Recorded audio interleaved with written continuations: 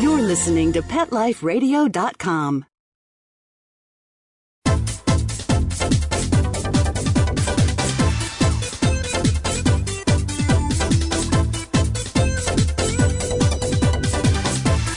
Hello! It looks like you've made it to the party. Here we are, once again at Animal Party on Pet Life Radio. And I'm your host, Deborah Wolf. And today, by invitation only, we have a whole lot of rescue cats, foster cats, cats that normally aren't invited to the party. Well, today they are invited. And with them, we've got Susan Carr. She's from Vocra, and she's a real live foster mom. Somebody who takes cats who don't have anywhere else to go, one at a time, into her home, helps them normalize, helps them get rid of all the stress and anxiety and become mellow, happy, well-adjusted pets. And then just when they're so lovable, she actually gives them up. So we'll talk to her about how that is. And maybe when you're listening, you might think you'd want to do it too. So welcome to the show, Susan. Thank you so much, Deb. Good to be here. So tell us, what is Vocra? What are you doing with Vocra? Vocra is an agency in Vancouver, British Columbia, and it's the acronym is actually the Vancouver Orphan Kitten Rescue Association. And they started off with kittens, but of course now they trap and neuter and rescue kittens and cats. And their mission really is to keep the populations down and to find the cats that really need help, put them into foster homes, make them adoptable, and find them forever homes. So, Sue, how did you get involved with this in the first place? How did you become a cat foster mom? It just happened.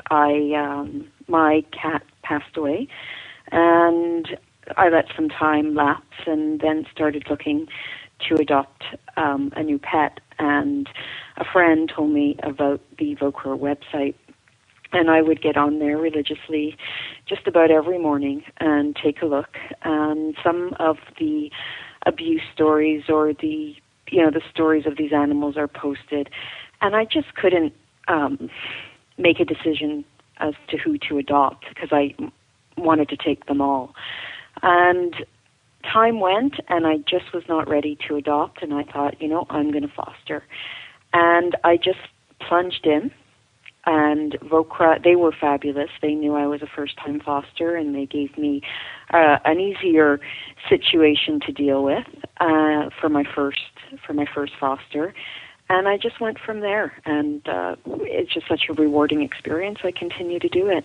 So what was it like with your first cat? Can you tell us about your first foster kitty? Well, I went away and came back and phoned Vocra and said, here I am, I'm ready. But I'm really scared, and please don't send me a pregnant mom with, who's going to give birth. And I was really afraid as to what they were going to give me. And they said, no, we have the perfect cat for you. And a really nice woman showed up with a little ginger cat in her carry cage, and came out, and this cat came out and started to purr immediately. She was a little ginger. Her name was Tutti, which means everybody, I believe, or everyone in Italian. And she was just such a wonderful experience. Her story... That's really unusual, though, for a cat to come out of rescue in a situation where it was completely stressed and anxious and maybe not been handled enough or maybe handled too roughly, all bad memories, and to just come out purring like that. I think a lot of them do. I do think her situation, we don't know what her background is. We're pretty sure she was a house cat, and then the owners decided that they didn't want her anymore, and just instead of resigning her or finding a home, just took her and threw her away in the woods. And that's such a mistake. People think it's empty. People think their cat can survive out there. They don't realize that every inch of wild territory is owned by something. So your cat has to, from the moment it gets there, do battle. It's going to be killed or kill. It's completely thrown into a situation. The minute you drive away, you see the birds, it all looks lovely, and you drive away, that's when everything comes out to come get your cat. Your cat's a really small prey animal. As much as it's a predator of other small, tiny animals, it's prey in the forest. So that's just cruel. and it's been domesticated prior to, just letting it run wild. So somehow this little cat found her way to a stable. Right, Maybe okay. A children's book will come of Source of this. food. Source of food. A lot of cats end up in barns. Yeah. There you go. And the woman at the barn phoned Vokra and said, look, there's this lovely social cat here, and she's just ripped up and starving, and her eyes are all infected. And this is what Vokra does, is they, get in their cars and they drive, and they went to get her. And so the situation is, when a cat is trapped by an organization like Vokra or Meow Aid or any other, whatever city you're in, whatever rescue organization there is, the choices are to take the cat and put it in a cage and visit it once a day, or to start a foster program where you're going to have the same expense because you're going to pay for the cats, for the animals' food, the litter, the vet bills, etc. But you have volunteers like myself who take the cat into a home where it's nurtured and loved 24/7. And that and arguably you do save because you don't need the same space. Well, your there you go. Location, your hydro, your all those things that you pay for at your central premises where the cats that don't have foster homes have to go. So you're really reducing the cleaning, all that kind of stuff. I mean, it becomes a volunteer. So I think it's economical, but it also, the cats, instead of becoming less social and more fearful, they become good pets. And you know what? We've got to go to commercial. We'll be back after the commercial to find out more about this and how you can get involved and what kind of person suits this and what's the best part, what's the worst part. So we'll be back soon with Susan Carr from Vokra talking about being a cat foster mom at the Animal Party on Pet Life Radio.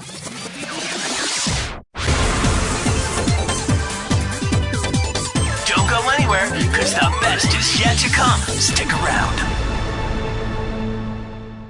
Buster, you're telling me my dog food products can't go on your shelves? That's right. Didn't pass one of my Petco certified nutrition checklists. Sorry, Wayne. Who made these checklists? Geniuses. Very smart guys. Well, it's good enough for most grocery stores. Do you see cheese puffs on my shelves? Mayonnaise? Soda pop? No. That's because I ain't running no grocery store, Wayne. Your pets will get better nutrition, I guarantee it. Petco, where the healthy pets go. Enter the code PARTY10, PARTY, the number 10, and get 10% off any order. No minimum at petco.com.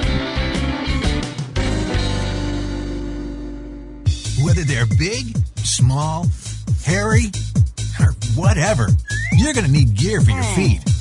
And Kids Foot Locker's got all the great shoes and gear that'll get you in the game. Go to kidsfootlocker.com and enter the code AFAP10KF to get 10% off any order of $50 or more. Or enter the code AFAP15KF to get 15% off any order of $75 or more at kidsfootlocker.com. And cover those funky feet. How would you like your business to reach out and invite in our audience? We have a brand new trademark concept called InfoSeeds. InfoSeeds are short 20-second seeds of information about your place of business, practice, or service. Is the best, most cost-effective way to invite us in. We only have a limited number of slots left. For more information, visit the website PetLifeRadio.com. Click on sponsorship information. There you can listen to a sample of InfoSeed. Remember, only a limited number of opportunities are available.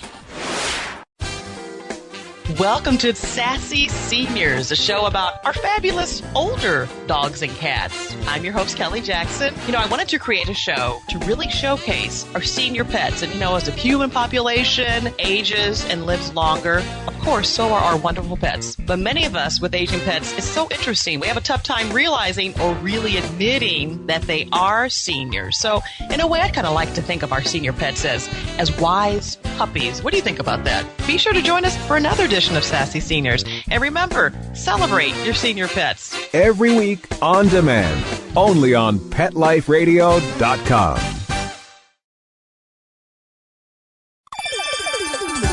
Let's Talk Pets on PetLifeRadio.com.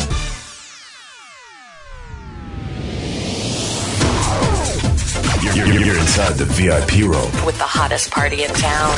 Back to the party. Let's go. Hello. We're back.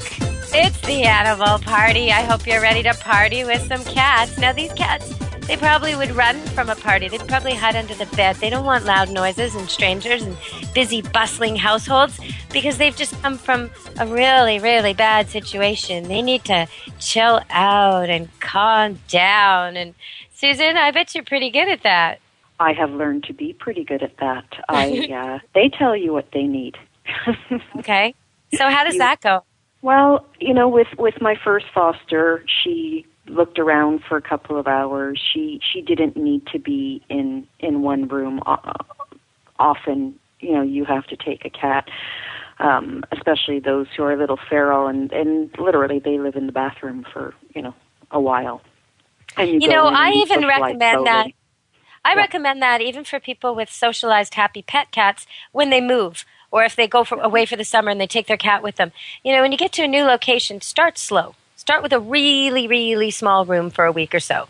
And then if your cat's mellow, using the litter, eating, drinking, happy, looking good, not trying to escape and is mellow, then it's time to add another room. So that's what I like to recommend, especially if you're moving and there's people in and out and boxes in and out and you don't want your cat getting out by accident. Well, you can't expect all these people to be that careful when they're carrying some heavy bed or dresser or something. So it's better to keep the cat secure.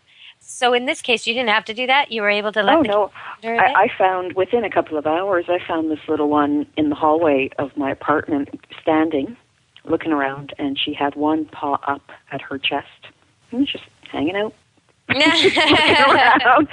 And what happens is over, a couple of weeks is you really get to know each other and a strong bond develops. But I have to say that the moment, they're dropped off, the moment their story is told, no matter who you are, I for myself, I can speak for myself, I love them right away and feel for them right away.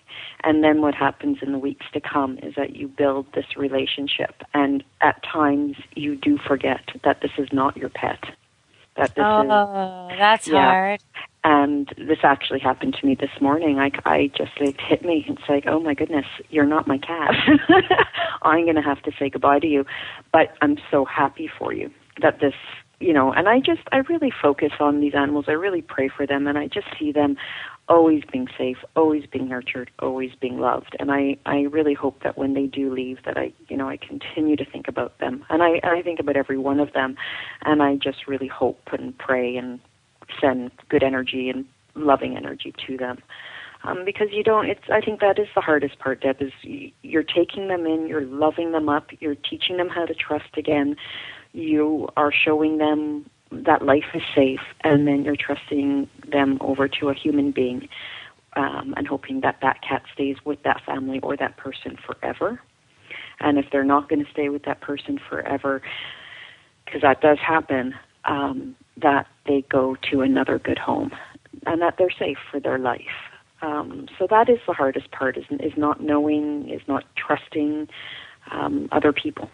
Well, the day I met you, the first time I met you, the only time I met you, I think, the day I met you, someone introduced us at a party and said, look, she's into cat rescue and you're into dogs. Here, talk. And so we started talking, and you told me that you were really having trouble with this, with one of the cats, that you were giving it up, and, what if you taught this cat to trust now, and what if you sent it somewhere where they were unkind?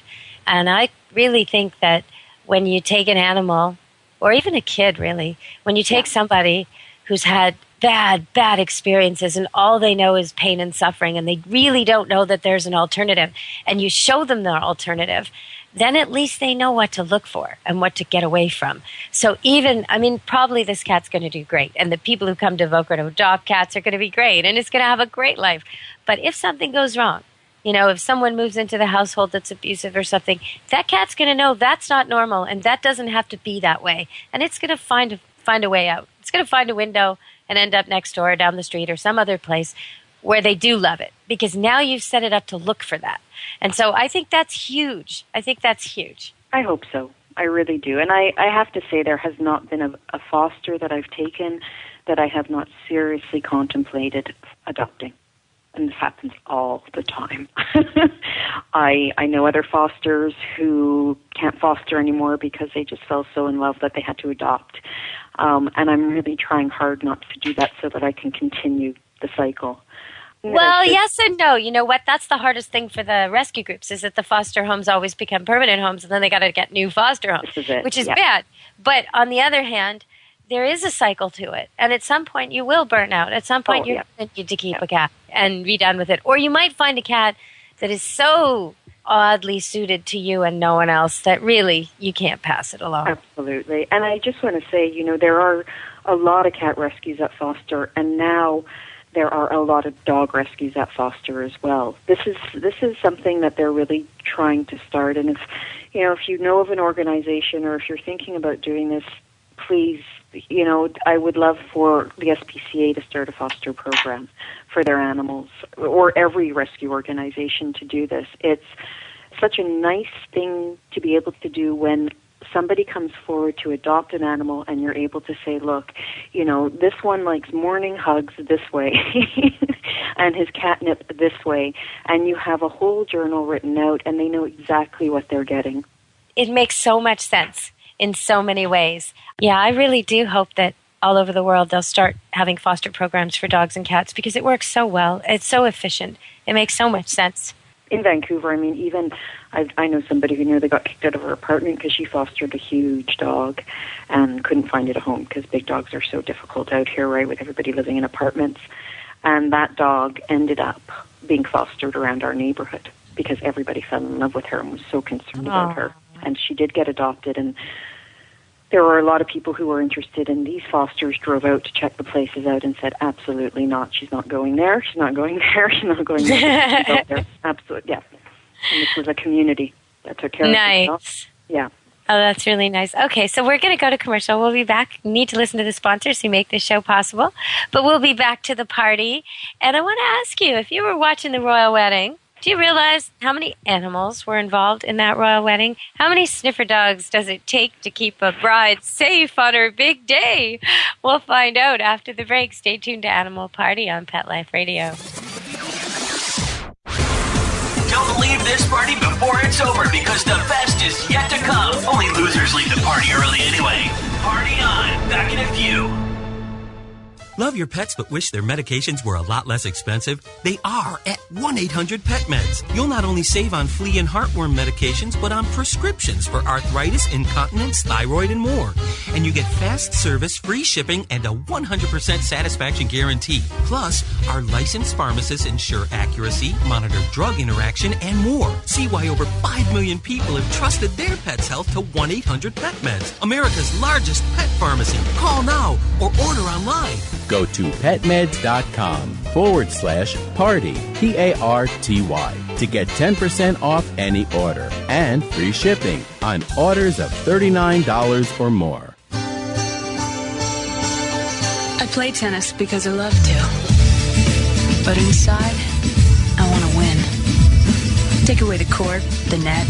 I might not be a player, but I'll always be a competitor. Lady Foot Locker understands that. Lady Foot Locker, the first to carry Adidas off-court shoes and the gear that goes with them. If you play your best, there's no regret. Lady Foot Locker, one place, every woman. Go to ladyfootlocker.com and enter the code AFAP10LF to get 10% off any order of $50 or more. Or enter the code AFAP15LF to get 15% off any order of $75 or more at ladyfootlocker.com. Celebrate your special occasion and give her this classic semi-eternity band created with 1-carat brilliant diamonds, channel set in 14-carat white gold.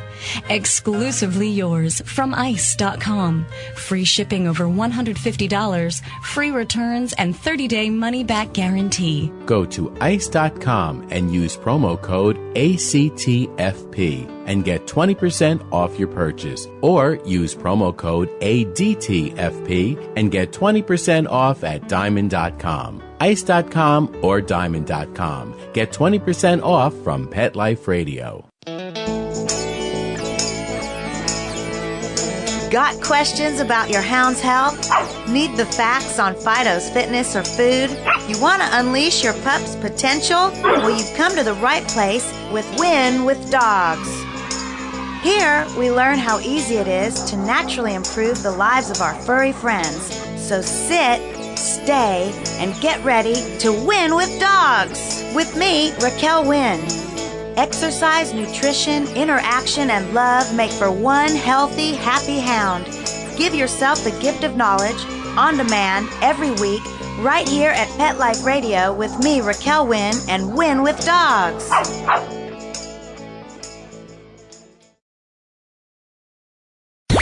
Let's talk pets Let's talk pets on Pet Life Radio. Pet Life Radio. PetLifeRadio.com.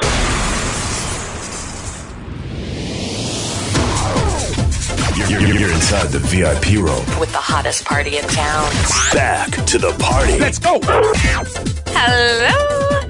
We're back with Animal Party on Pet Life Radio, talking to Susan Cars from Vocra about cat fostering and cat rescuing. And we're also thinking about the wedding, the big wedding last Friday. Oh, yes, Wills and Kate off in England getting married. Man, there were a lot of horses. Now, I tried to find out the official number of horses, and I did contact somebody. I did find out all kinds of things, like what they're fed, and it was crazy, the details I was getting. But no one could tell me the official number because there's so many different. There's the Scottish Guard, there's the Palace Cavalry, there's all kinds of. There were a lot of horses, and boy, those horses pulling that carriage were incredible. But how many sniffer dogs do you think it takes to keep a bride safe on her big day? What do you think, Susan? Oh, many is the answer. Many, absolutely. Yes. Well, it was 35 sniffer dogs, and they won't be getting ribbons or medals. They won't be getting big double and a half pay like the policemen who worked the event, but they ought to be. So that's what interested me. People kept asking me up in the lead up to the wedding, oh, aren't you interested in her dress? And I'm like, no, not really. Aren't you interested in her shoes? No, couldn't care less. Really, I couldn't. And they're like, well, isn't there something you're interested in about the wedding? And I really, really thought about it. And then I thought, I wonder how many horses and dogs are at the wedding. That's right. And that's what we should be thinking about. Sorry, that's the best I can come up with. Okay, so we're going back to the show. We're talking about cat fostering and cat rescuing. And what's the best part of this? The best part of it is knowing that you're making a difference that really doesn't, I hate to say it, but it's just not a lot of work. It is a lot of work in that you're dealing with a child or, a life, you're caring for something, but you leave, you come home, it's a pet in the house that you're nurturing, that you're loving, you're seeing a difference, you're making a difference, that this cat is not sitting in a cage. And nobody's going to adopt it because it's sitting at the back of the cage. And it's an amazing animal with an amazing, loving personality. But the fear that it feels is keeping it in the back of the cage. And when somebody comes into the shelter, it's not going to be social and it's never going to get adopted. Here you can write a bio regarding the personality and really work to get this cat adopted. So you get to have a pet without committing for 10 or 20 years, without, being stuck with it, really. Like, say you think you might want a cat, but you're not sure. Or you used to have cats, but you think you might again. But, this kind of a person might be ideal because it gives you a wow with a cat. It is. Expect to get completely attached. But you okay, so now we're getting to the worst part. That's the worst part, that right? is the worst part. But know that you're taking a cat that has had a rough past, that is homeless, and you're giving it a home until it finds its forever home. And, it's the older cats, it's the black cats that they have the hardest time getting adopted. That's really crazy, and it's so true. Black cats and black dogs, so it's not just superstition, don't get adopted. They don't look good in pictures. They don't look good on websites. They don't draw the same attention. They look ominous or menacing in a cage. It's malarkey. They're just as good as the other pets. In fact, you get so much more choice. If you go looking for a black dog or a black cat at the rescue shelter, you've got 10 times as many animals to look at. So you can really find a nice, loving cat or a really well-behaved dog if you're not looking for blue eyes and spots and freckles and fancy fur and all this kind of stuff. And I think that when you're in a foster situation, I think those cats have a better chance because you have an advocate, a person advocate standing behind the animal and saying, hey, this is the wonderful thing about this animal, and I can really tell you about this because I've been living with it. Well, and as an adopting person, I mean, if you're out there listening now and you want to get a cat, go to a place that's fostering. Because you could actually, the cat's not coming out of a cage with a bunch of question marks on its head. You could see it. You can go visit them in their house, have tea, see the cat, meet it, see what it's like. Give you the paper bag that it likes to sit in. Yeah, exactly. See its toys, see its pics, see what it's been up to lately. Yeah, totally. And you'll know if that's right for you. And if it's not right for you, that person will help you figure out the next one to go visit because there's like 10 or 20, all probably in a short little neighborhood and walking distance, all being fostered, and each one with its own quirks and foibles and interesting traits. And, why not find the perfect match? These people don't want to unload a cat. They're totally attached to it. They want to find the best match. So and Vocra does too. Pet. Yeah, that's what I'm saying. And the organization too, because the last thing they want is to have this cat returned. They want a forever home, and they make it very clear when you adopt from them that if anything should ever happen, that something should change, you can't keep the cat, you contact them, and they will take the cat back. In fact, one thing that I did want to mention is that when you foster with an agency like Vocra, and I don't know what it's like with other agencies, I know with a Better Life Dog Rescue in Vancouver, they pay for the supplies. So your food, your litter, your vet bills are covered. And because they would be covered if the cat was sitting in a cage. And you can that's really nice. Because that takes the financial burden off it and makes it even, because it is hard to give up a pet once you've loved it, but it makes it easier. Because, if you're not sure that you're ready for a cat, well, they'll come with the supplies, the litter. It's not going to cost you anything except a little time. And with a cat, it's not that much time, like you're saying. So we talked a little bit last time we were on air about body language. And I want people to know that one thing you can do when you have a cat who's afraid or a dog is, first of all, don't look them in the eye, okay? Close your eyes. And we as humans have this human habit of looking everything in the eye all the time. We're always looking for eye contact. I'm very bad about this when it comes to animals. I had to really unlearn this specific human trait because I really like eye contact. But until you've got total trust of a dog or a cat, you should not be making direct eye contact. So it's a long time off. Now, if you ever see me on a stage performing with my trick dogs, you'll see me looking right at them and them looking at me. They're almost hungry for me to look at them right in the eye. But that's different. They love me. They trust me. We're part of the pack now. When I first get them, and they're rescues and they're strays and they're trembling and they don't want to be touched and they think that if you go near their face, you're going to hit them. When that's going on, I on purpose close my eyes, close them right up. So one thing you can do if you're working with a fearful cat or dog, whatever you're doing right at the moment that you're seeing them balk or hesitate or get nervous, is right then close your eyes. Stay exactly as you are, whatever you were doing, but close your eyes. And you might see the dog come forward. Well, you won't see it, but you might feel him come forward. You might feel the cat come forward. You can sort of open them a little bit and try and glimpse and see where they are. But I bet you that dog or cat will stop reacting, will stop being afraid, because they know an enemy doesn't take their eye off them. Somebody attacking or going after them doesn't close their eyes. So the minute you close your eyes, you stop them triggering this old, anxious, repeating signal they have in their mind that's telling them, uh-oh, gotta run, gotta fight, gotta run, gotta fight, from their history.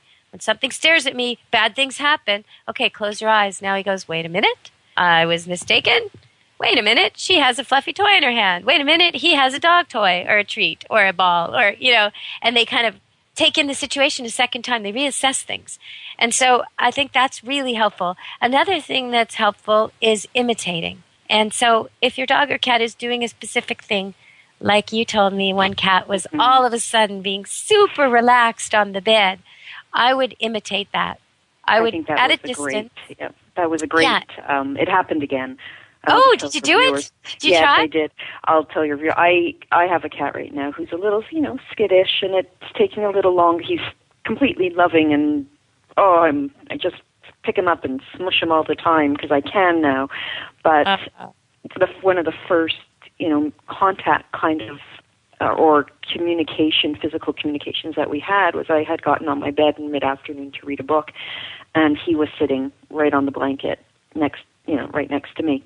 And I turned around midway, and there was this, he's a big black cat, and he's on his back, and all four paws are up in the air, and his head is upside down, and he's just looking at me.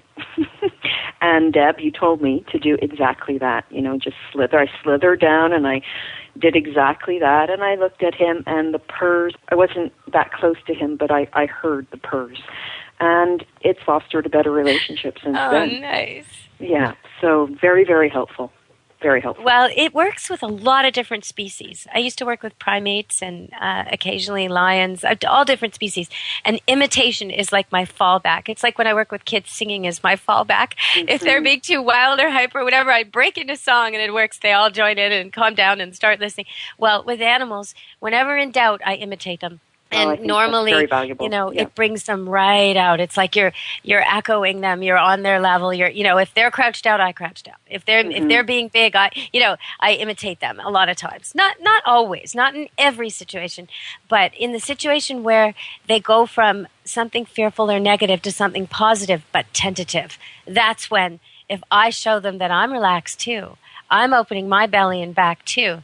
I'm, acting like it's safe in this room too. The cat's like, right on. Okay then. Yeah, I can lie here just like this. I've been wanting to do this for a year now. Yeah, exactly. I am safe. I think fostering has been, just based on agencies and them helping you. And, with one of the cats, she had some medical issues. And I would say that, I foster for Vokra. When that cat had to go to the vet, that cat went to the vet. With Vokra, they would, I don't have a vehicle. They picked me up. We went to the vet because I didn't want to go. I didn't want to just let the cat go with somebody. I wanted to be there. They will ask you to, which is also one of the hardest parts, Deb, they will phone you because they do have adoption weekends where they ask you to bring the cat, or they come and get the cat and they show it at an adoption center. In Vancouver, they have one in North Vancouver at a PetSmart location. Often my heart just drops because I know this is coming, and oh no, they have to, somebody's going to adopt this cat this weekend, and then, oh my goodness, the house is going to be empty, and I'm going to be starting all over, and it's very difficult. But for anybody who wants to foster, please know that what you're doing is you're taking a cat out of a situation, and I don't know if anybody of your viewers have ever had to go into a shelter. And a lot of people just can't stand going into shelters. And people tell me, I want to adopt, but I just can't. I can't because I can't go into a shelter. I'll have nightmares for weeks and weeks and weeks, and I don't want to do it. And I actually met a woman a couple of weeks ago, and we were having this conversation. She needed a dog as a partner for her existing dog that she has. And I said, you don't have to. You could find a foster agency and look around and meet and talk to people. I think it's just a win-win for everybody. So how can people, if they want to get started by looking up Vokra, what's your website? Vokra is Vokra.com, Vokra.com, and just look it up. And then, whatever city you're in, look up foster agencies, look up rescue, and see if they have a fostering program. And please, start slow. Start with the easier cases. I'm somebody who's moving on to more difficult cases. There does come a point, and hopefully I'll be ready for this, maybe next year, maybe 2 years from now, where, pregnant mom will give birth in my home. It's never happened, but, I know fosters who do it, and that's a lot to ask. But it's a beautiful thing. I've done that before. It must be such an incredible experience, right? It's incredible, but it's like being a midwife, only you do it 8 times in a row, It's incredible. It's the whole thing. It's the worries and the anxiety prior to the animal actually beginning the labor, and then the labor, and then each one coming out and making sure each and every puppy or kitten is coming out with the sac properly and then getting air quickly, and that the umbilical cord is being cut quickly, and that the placenta also comes out. Okay, that's all. A midwife says, yeah, that's what we do for a human. Okay, try it 8 times or 10 exactly. or boom, over boom, the course boom. of a day and a half, and you have no history when you're doing it in a rescue way. You don't know what has she ever had kittens before, how many she had before, was it easy, was it hard, was it, all this. Is she a good mom? Will she do it herself? Mostly when you're involved in this, you try your best to help but not take over, to do the most you can to let her, because if she's doing it, she's doing it right. It's and she would have done it in the wild alone, but no, she would have done it on her own had she not had, the mom would have figured it out, or I would think. But sometimes they die. Sometimes kittens die. I mean, and simple things can lead to terrible problems. Simple things you can fix so easily. Like, there's so many things, because I've helped with this a lot. But I'll just give you a quick example of, if somebody gets involved and tries to tie the umbilical cord on a kitten or a puppy, they have to do it just right. And they have to tie it in 2 places and cut it exactly right. And they have to do it with clean utensils. And it has to be long enough. They always do it too short. Okay, somehow or other, the dog mom and the cat mom know exactly how to do it. They never do it wrong. Never. You know what I mean? If they do it, they do it right. So it's kind of a bit hard to stand by and be there and not take over too much. But I want to tell you, I just want to react a little bit to some of the things you said there. People listening, that's not what you're going to get. You're going to get the easiest. Now that we scared everybody. You're going to get the easiest cat. It's going to be easier to own than any cat you've ever had, because you will have all these people you can call who'll come help you, who'll come be on your speed dial, and nobody's going to leave you alone with this problem. If there's anything that goes wrong, they're there to take it to the vet. This is the easiest way to ease into cat owning, and you can ask for one that's particularly easy. I mean, they have lots of different ones. They're not going to set you up in a situation that's going to give them more work. So they're going to set you up with what you can do, so that they don't have to be switching home. And they also don't want to give you a foster cat and then pull it from a foster home and switch it around. It's stressful for the animal. So you are not, we're talking about giving birth, but that's not going to be the scenario. They're going to give you what you can handle. And, absolutely. And the other thing that I really appreciate, and I don't know if this is about any organization, but a lot of these organizations, they know a lot about homeopathic medicine.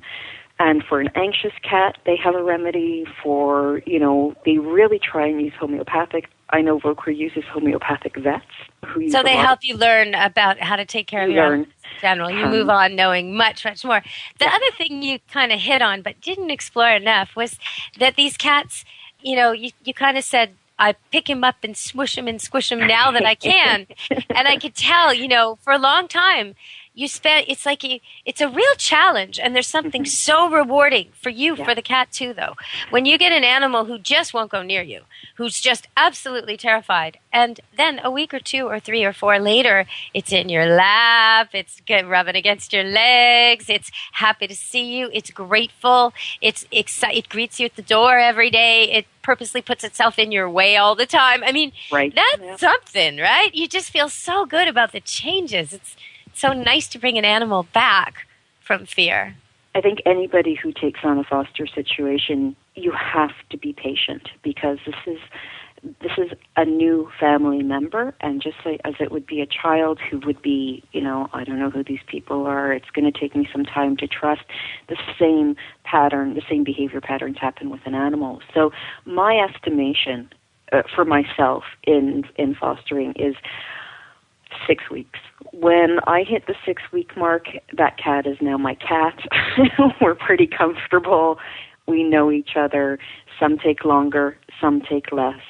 But it's usually around the 6-week mark. And it can be frustrating prior to that, because here, when you have an anxious cat or a very skittish cat or one who doesn't trust, you're like, oh, I'm fostering, the cat's still under the bed. I don't know, this is not fun. Yeah, it's like a houseplant. Yeah. No, and the same is true for people. I have an email that I'm going to get to probably in the next show from a guy that asked me about a cat who wasn't using litter box a year or 2 ago. And that's all fine now. But now he's adopted this dog, Oscar, and it's a rescue dog. And it likes its wife, But for him, and he's the one who got it, he's the one who wanted it, it's terrified of him, it cowers from him, it hides from him, it runs from him, it ignores him when he calls his name. Now, he does all these things. He feeds it, he walks it, he pets it, he clips it, to try and make up the difference. But still, the dog just dotes on his wife, won't give him the time of day, is terrified, trembling and shaking when he comes in the door. It can be a real challenge. It's going to take him a while with Oscar. He's only emailing me now after 6 months. Now, last time he emailed me after 7 years of living with a cat that didn't use the litter box. And I said to him, why didn't you email me 7 years ago? This is nuts. But now, 6 months, that's a little better. He could have emailed me in week 1. But 6 months, we'll work on it. So don't worry, Jeff, out there in New York City. We'll be working on Oscar next week. But yeah, fears it's hard once yourself. They talk about PTSD and soldiers and things like that.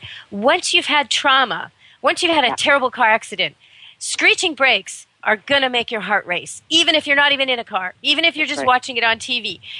That's the kind of thing these cats and dogs go through. They're primitive animals. They're prey and hunt-driven, and they know they're the hunted as well, and they know deep down they react from fear. And so when they've been exposed to fear, and especially if it wasn't just fear without cause, if it was actually fear with consequence. They were afraid and then something terrible happened. They were afraid and then something terrible happened over and over and over and over. Okay, it's going to take a long time to get to the point where screeching brakes don't make the person think of a car accident, and a slamming door doesn't make the cat remember the person coming home who used to kick it, or a foot moving quickly. And I do all kinds of crazy things. Yeah. When I work with dogs and cats like this, I had this dog who was really, really, really afraid of moving objects because people used to throw rocks at him. So I went there, and it wasn't just strangers either. But I went there, and I started juggling for him outside of his pen, not anywhere near him. And once in a while, I'd pretend to miss, and one ball would float into his pen, not that near him or anything. And he'd go attack the ball, and then he'd figure out it was a ball. The dog had to figure out what balls were. But before long, this was a fetch dog, right? He learned to love balls. He knew that balls were not rocks, and nobody was throwing them at him. It took a while. I couldn't just go there and throw a ball at him the first day. I had to stand outside and let him see that this was kind of a cool thing. I do crazy things with cats and dogs that are afraid because it works. If you just get them at a distance, seeing this thing is not what they thought. It's actually fun. Usually the agencies are very good behavior therapists for animals. Know that you are probably, as a foster person, could be the first line of love for this animal in its life. And that's a very beautiful experience for both of you. And know that, and I just want to say, for people listening, to foster is amazing, but if you're going to adopt, please adopt a homeless cat. Please adopt a big black cat. Please adopt a big black dog, for sure. And middle age, people in their middle age, I ran into a couple yesterday, and I stopped at the sidewalk, and they had 2 little dogs. I'm like, this is wonderful. And they were explaining that they were going home with their new rescue, and they hadn't gone home yet because their original dog was trying to figure out what was going on. And they told me that they found this dog, the rescue that that were just bringing home, that, it was on the website and had 2 days left. Kept saying 1 day left, 2 days left before they euthanized it. And the reason that nobody wanted it is because it was 7 years old. Now that dog, this is a couple in their mid-60s. What a great dog for them. Yeah, you know what? People make the misunderstanding that they need a puppy or a kitten to bond. And puppies and kittens are hard work. They're damage. And they all do the same stuff. I'll never have a puppy or a kitten again. You don't need that moment of destruction and everything. People just don't remember. They remember their old dog or their old cat as it was in its great years, in its prime. They don't remember its mischievous time. And when they're 50, 60, 70 years old, the last thing grandma needs is a kitten or a puppy. Really, really not. But you definitely want to skip that. And the kittens and the puppies can go to the people who insist on those. But you get an older dog, and it knew love once, and it knew a good home once, and it lost it, and now it's got you. oh man, the sun rises and sets on your head. You've got gratitude in that dog. That's the kind of dog who pulls you out of a crashed car. That's the kind of cat who meows at your doorway and wakes you up because the house is on fire. This is an animal who really cares about you. Yeah. So not like the puppy and kitten you raised from an infant that you really care for, but it thinks kibble grows on trees. Catnip just is. It thinks life is good, you know? And then, you know, there's place for that too. But if you can adopt a rescue, that's the way to go. Okay, well, we've quickly run out of time, Susan. Wow. Thank you very much for coming to the party today on Pet Life Radio. Thank you very much. And it's Boca.com. And you know what? Anywhere you are in North America, there's going to be somebody doing foster work with cats and dogs. So just Google it and find them. Start one yourself. Start an agency. Yeah, there you go. There you go. I'm sure Boca people would be happy to give you advice on that. If you want to start an agency, give them an email, and they'll give you some feedback. All right. Thanks so much, Susan. Enjoy the sunshine where you are. I will. Okay. It's fading, but it's still here. You take care.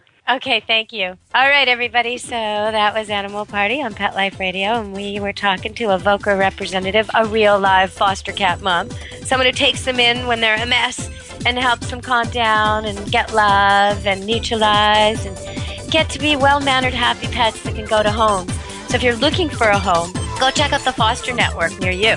You're going to find a cat where you have total details about what it likes to play with and do, and you know what its attitudes are toward visiting kids and this kind of thing. You'll know everything about that cat. You'll even get to visit with it in a calm way. Or if you're between pets, you've never had a cat, you think you might want a cat, this is the way to go, because they pay all the expenses and you get a taste of it. You make a huge difference, and you'll make a lot of friends too. All right, everybody, so it's been Animal Party. I'll talk to you next time. Be good to your animals. Let's Talk Pets, every week on demand, only on PetLifeRadio.com.